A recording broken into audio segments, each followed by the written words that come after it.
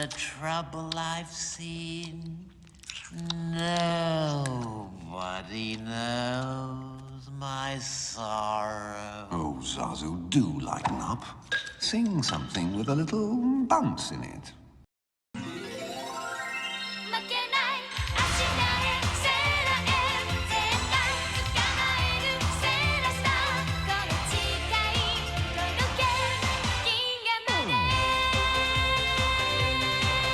No, anything but that.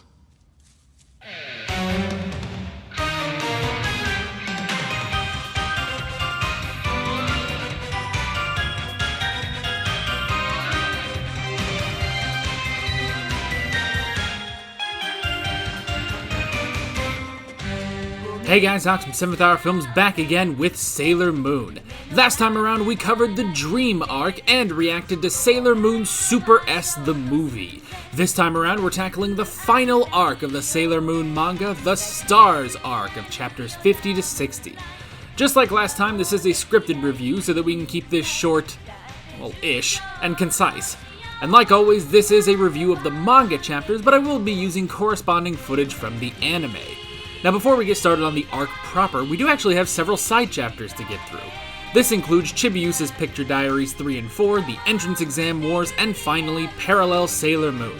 So let's extend this video's runtime by 5 extra minutes and power through those. First off, we have Chibiusa's Picture Diary number 3, Beware of Cavities.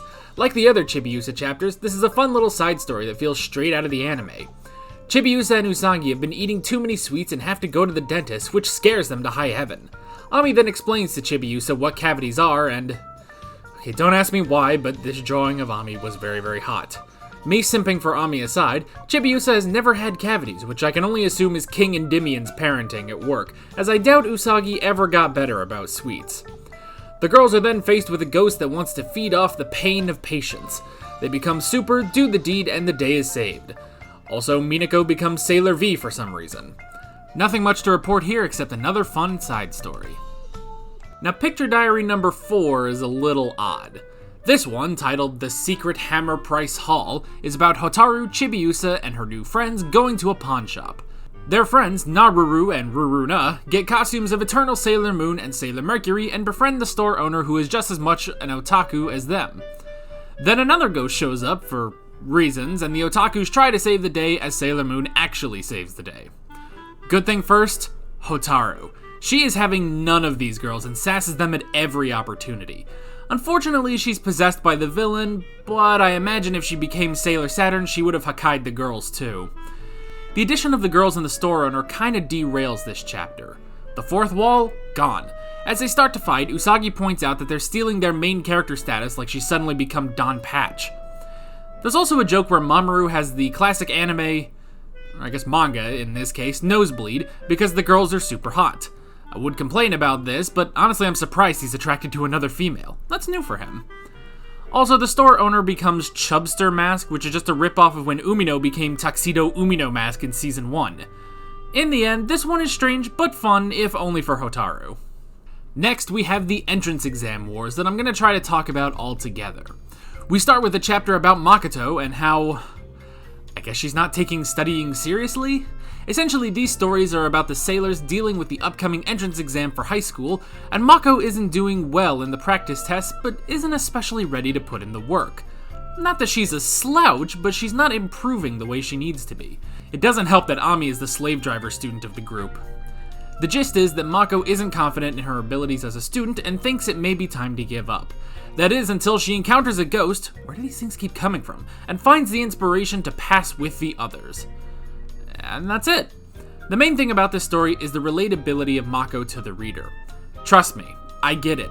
School can be overbearing, but you do need to do your best. Mako is trying to escape by cleaning and cooking, which I've caught myself doing back in the day. I'm not sure if the ghost thing was necessary, but it works for the story. Part 2 is titled Ami's First Love, but I call it Ami's Slow Descent into Madness, as this chapter goes to the opposite end of the do your best spectrum. Ami, like always, has the top score on the practice test, but is technically being beaten by someone with the pen name Mercurius. And by beaten, I mean they both get the same score, but Mercurius is placed higher than Ami. On top of that, Ami got a love letter which set off an insane rash as she doesn't have any time for love. The girls believe that Ami is falling for Mercurius, but Ami sees them more as a rival than a love interest. In order to beat her rival, Ami pushes herself to literal exhaustion and mistakes the Ghost of the Week for Mercurius, killing her as she finally passes out. After she calms down, Ami is confused as to why Mercurius is still beating her despite them being, well, dead. The chapter ends without Ami really learning anything. Another odd one. It definitely shows why not to push yourself too hard, which is a good contrast from Mako's story, but Ami doesn't have this revelation. She just works until she faints, and then she keeps working. Just very, very odd. Part 3, titled Rei and Minako's Girls' School Battle, is... Rei doesn't have to study for entrance exams thanks to the school she goes to. Except that she kinda does, and Minako is jealous. She uses her old moon powers to go to Rei's school undercover and realizes that it isn't all peaches and cream when you're being taught by the Catholic Church. Then another ghost shows up, they beat her, and Rei and Minako make up. This one is certainly more fun than the other two, but a lot more pointless. Mako and Ami had lessons about working toward a goal and to give it your best, but not until you drop dead. This chapter is really just Minako being jealous of Rei until she's not. It's funny, but nothing to write home about. Finally, on our long side chapter list is Parallel Sailor Moon, another weird one. The year is 1999, we're in an alternate dimension, and the girls have grown up and had daughters whose genes beat the hell out of their fathers. The husbands get no names or appearances in this chapter, but the twist is that Usagi had another child, Kusagi Tsukino, which I'm just vaguely estimating is how you say that name. They call her Chibiusa's little sister, but does that mean she's from the future as well? Or was this Chibiusa born in the 80s? Important questions that won't be addressed. Kusagi, like her mother, is constantly berated by her friends for being late. Not only that, they seem to just hate her, and even ditch her later. She then becomes Sailor Parallel Moon, or whatever the fandom calls her, and they all... hang on. They form into a super cat and defeat the enemy. They wake up to Uranus, Neptune, and Pluto chastising them for falling asleep as the chapter ends. What can I say? No, literally, what can I say? Well, I did like seeing the girls grown up. I like that the husbands took their wives' name. That was clever. Kids were cute. I have many questions about how Kusagi works. I found it odd how much the others didn't like Kusagi. Like, look, I get it. They inherited their mother's eternal roasting of the Tsukinos, but they were really just mean, and I wanted them all to be called out by their moms. Where's the discipline? Other than that, I feel like we've just spent 10 minutes talking about nothing. And with all that out of the way, let's move on to the Stars arc. Everything you know is wrong. Black is white, up is down, and short is long. Star, gentle, uterus!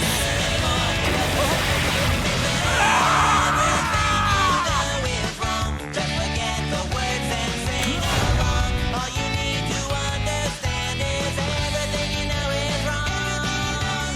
Everything you know is wrong.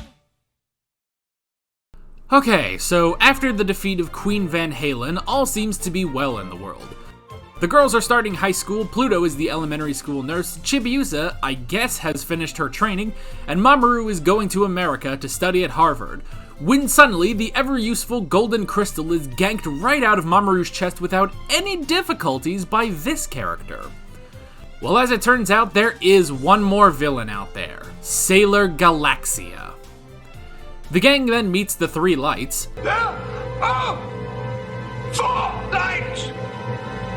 and we start losing sailors as they're defeated and lose their sailor crystals. All seems lost until the Three Lights and their princess take Sailor Moon to the center of the galaxy for a final battle with Galaxia. She manages to win and then faces the true evil, Chaos. Mamoru also dies and Chibiusa freaking vanishes! Also, this whole time, there's been a tiny girl named Chibi Chibi who is revealed to be Sailor Moon's future final form, Sailor Cosmos. She comes back in time to make sure her past self destroys the Galaxy Cauldron, but she realizes that she was right the first time. Time then resets, or something, and Usagi wakes up on her wedding day as the future comes to pass. Everybody got that?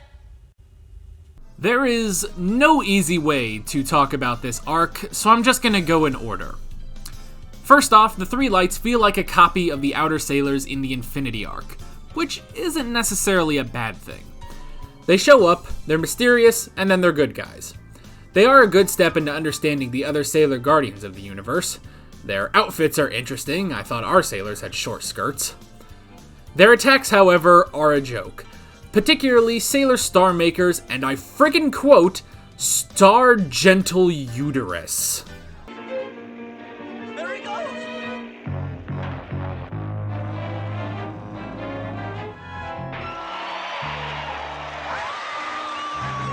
This is a legit attack in the manga.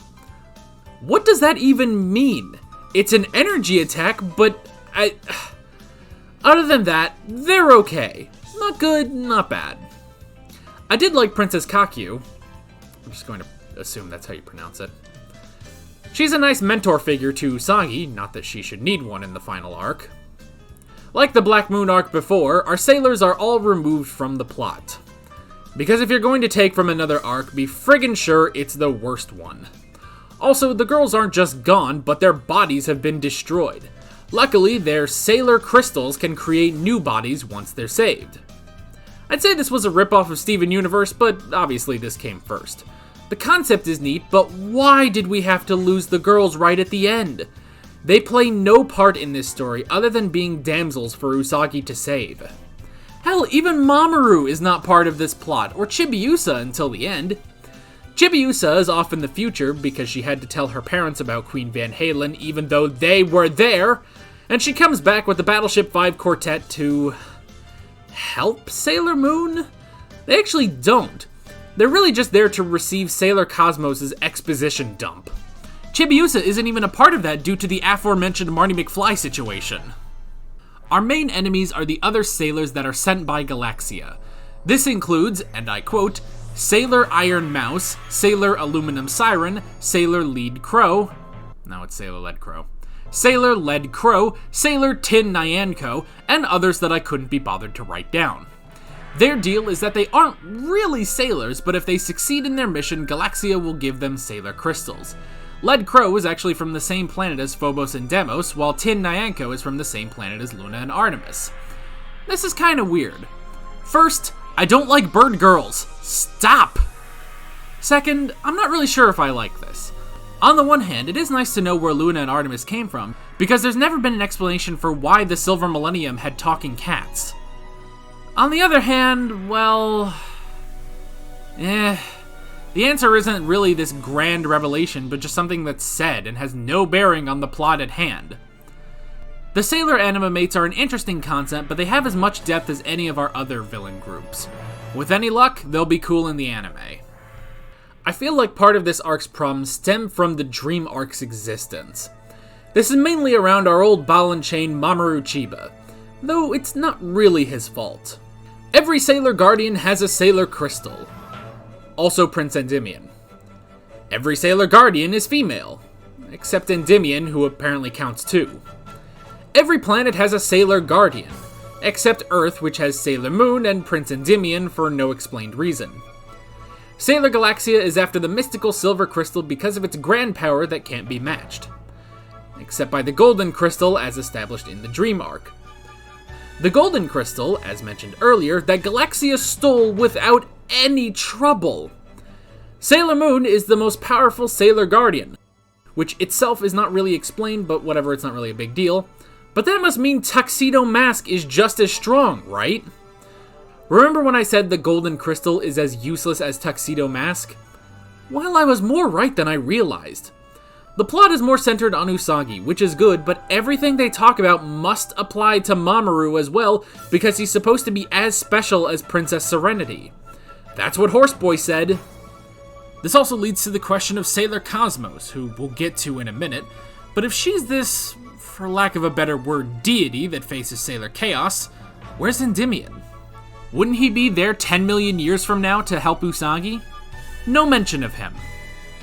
Luckily, there is a way to make all of this work. Just don't think about the Dream arc being canon, and suddenly this all makes sense. Let's talk about Sailor Cosmos. So 10 million years in the future or whatever, Sailor Moon has ascended to Sailor Cosmos and fights an endless battle against Sailor Chaos. After the universe has basically collapsed from the conflict, distant future Usagi decides to go back in time disguised as Chibi Chibi so that her past self will change history and destroy Chaos and the Galaxy Cauldron once and for all.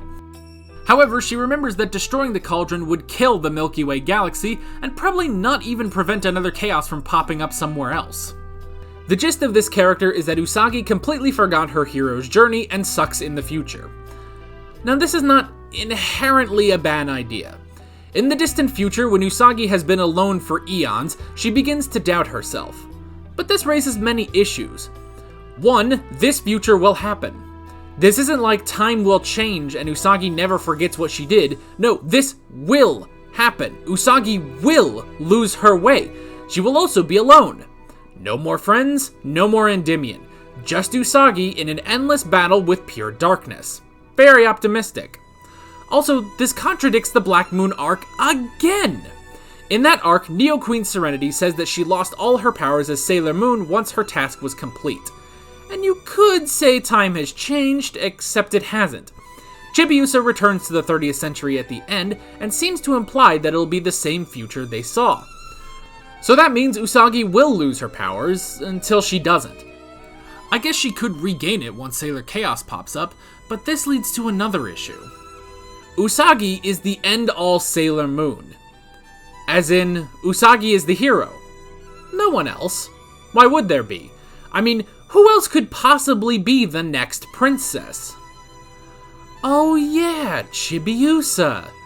Why would she need to be a Sailor Guardian, or have her own crew of the quartet? She shouldn't care. Usagi will always be the true hero.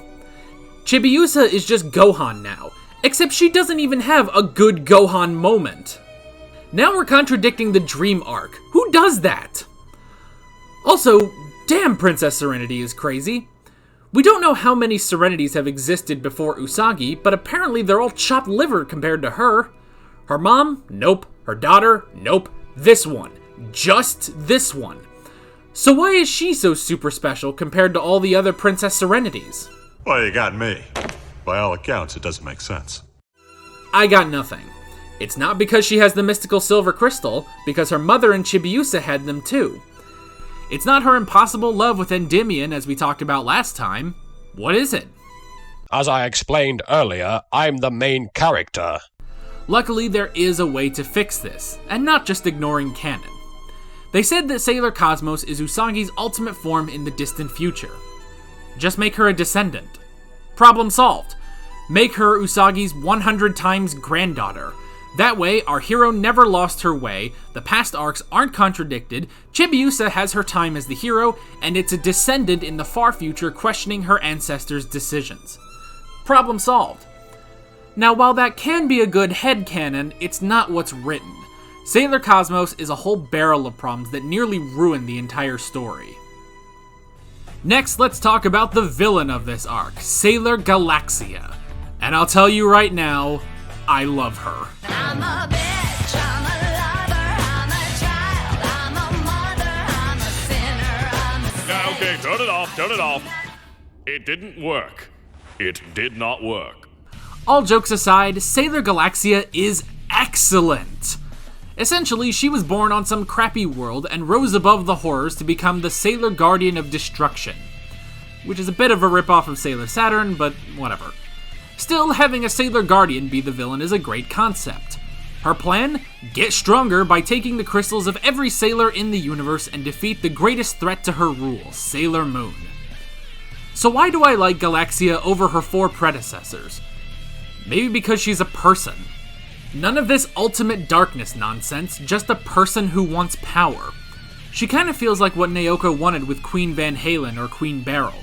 A person with incredible power that sees Sailor Moon as a challenge. But the difference is the backstory.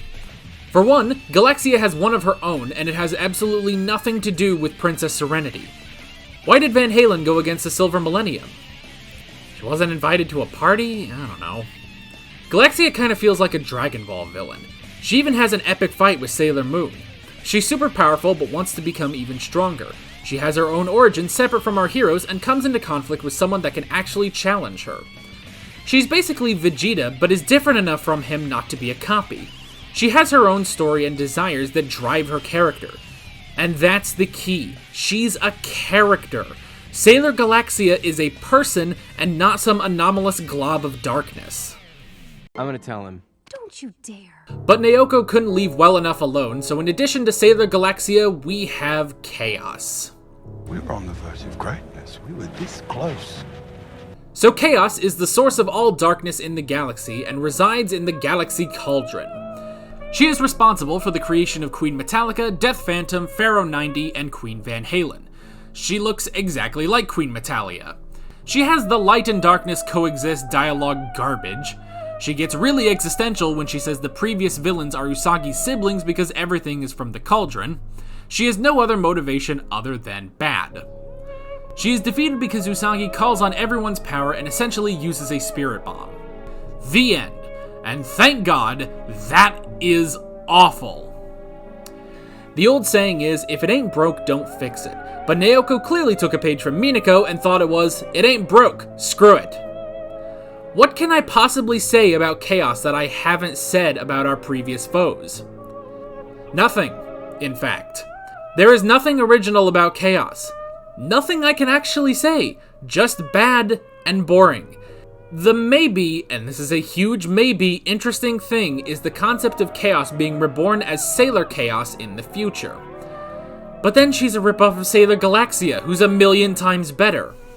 And on top of that, we already talked about how the future of Sailor Cosmos is bleak and terrible, so that's ruined. Literally, as I'm writing this script, I can't think of anything to say. This is not a character. This is just nothing, and it's the end-all villain. Just an obstacle for Sailor Moon to conquer. Meanwhile, Sailor Galaxia is a person. She's a character that you can even somewhat relate to and understand. Chaos doesn't have that. She could have been Aku, or Ganondorf, or Bakura, or Majin Buu, or Bill Cipher, or Trigun, or the Emperor, or Scar, or Dio. Darkness and destruction incarnate, but with a personality. And the worst part is, we have that in this story. Her name is Sailor Galaxia. Perhaps not pure darkness, but an end-all villain with personality. The perfect foil to our hero, not just schlock. Alright, let's wrap this up. Quick things to mention. Galaxia makes a bunch of golem copies of the Solar Sailors for Sailor Moon to fight. Unfortunately, it's not the epic fight that I would have wanted, as Usagi can't truly face them, and the quartet aren't allowed to fight.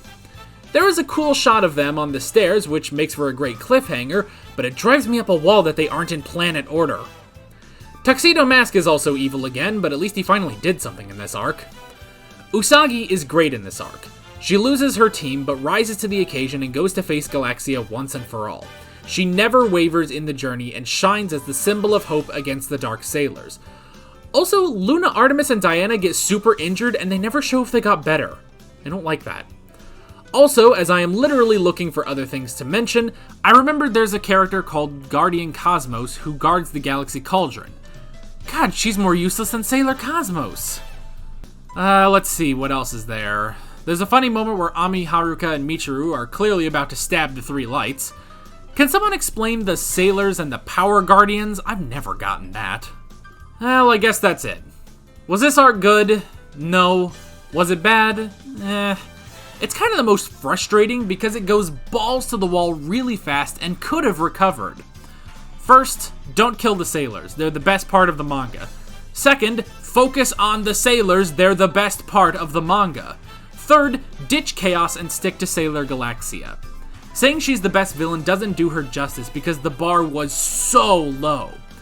Here's hoping the anime version of Stars is a lot better, because I've really been enjoying it so far, even the Black Moon arc. Well, that's it. We've covered the entire Sailor Moon manga. As many issues as I had with it, I did enjoy it. I love the world, and the characters mostly. Infinity is without a doubt the best arc of the manga, but there was something interesting in each one. Some of these arcs though, and hear me out on this, feel like the Star Wars prequels. As in, they're interesting stories that needed to be fine-tuned, which the prequels got with the Clone Wars. And so far, that's what the anime has been. But we'll talk about the anime and Crystal at a later date. For now, I'm really glad I read Sailor Moon. It's been an adventure. Now, while I will be continuing manga reviews, they won't be frequent. You may have noticed it took me a bit longer to make this video, and that's what the future reviews will be. They will stay in this format, but I will be releasing them on a schedule of, it'll be out when it's out. With that said, the next manga I'm planning to cover is actually codenamed Sailor V, to complete the Sailor universe. Thank you all for watching me yell about Sailor Moon for over 10 weeks, and I hope to see you again soon. With all that said, I'm Alex from 7th Hour Films, and I will see you guys next time. Take care.